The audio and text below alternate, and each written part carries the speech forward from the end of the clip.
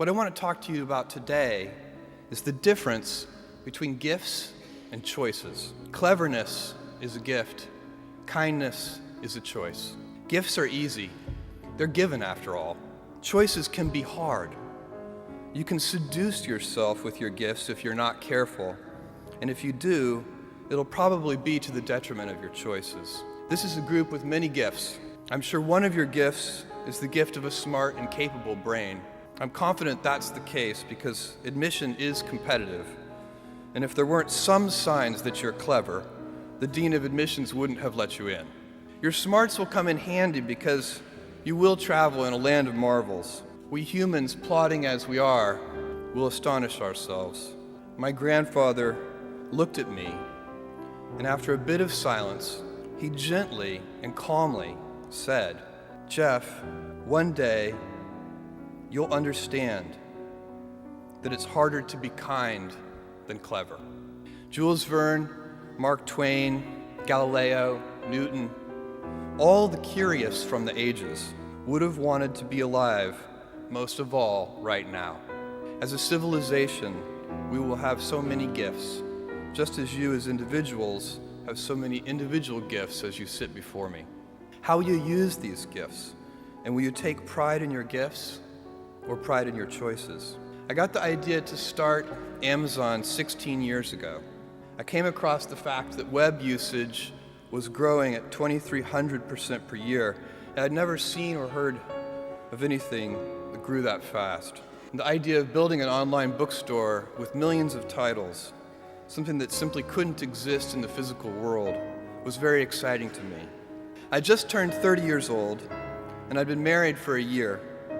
I told my wife, Mackenzie, that I wanted to quit my job and go do this crazy thing that probably wouldn't work since most startups don't, and I wasn't sure what would happen after that. Mackenzie, also a Princeton grad and sitting here in the second row, told me I should go for it. As a young boy, I'd been a garage inventor.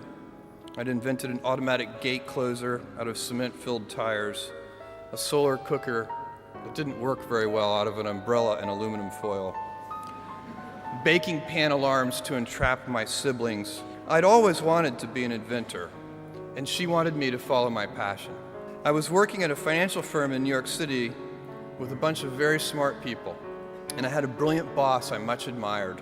I went to my boss and told him I was going to start a company selling books on the internet.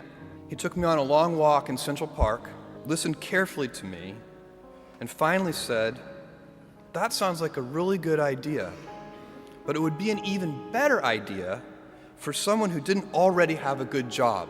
That logic made some sense to me, and he convinced me to think about it for 48 hours before making a final decision. Seen in that light, it really was a difficult choice, but ultimately, I decided I had to give it a shot. I didn't think I'd regret trying and failing, and I suspected I would always be haunted by a decision to not try at all. After much consideration, I took the less safe path to follow my passion, and I'm proud of that choice. Tomorrow, in a very real sense, your life, you author from scratch on your own, begins. How will you use your gifts? What choices will you make? Will inertia be your guide, or will you follow your passions? Will you follow dogma, or will you be original? Will you choose a life of ease or a life of service and adventure? Will you wilt under criticism, or will you follow your convictions? Will you bluff it out when you're wrong, or will you apologize? Will you guard your heart against rejection, or will you act when you fall in love? Will you play it safe, or will you be a little bit swashbuckling? When it's tough, will you give up, or will you be relentless? Will you be a cynic, or will you be a builder? Will you be clever at the expense of others, or will you be kind? I will hazard a prediction. When you are 80 years old, and in a quiet moment of reflection, narrating for only yourself the most personal version of your life story, the telling that will be most compact and meaningful will be the series of choices you have made.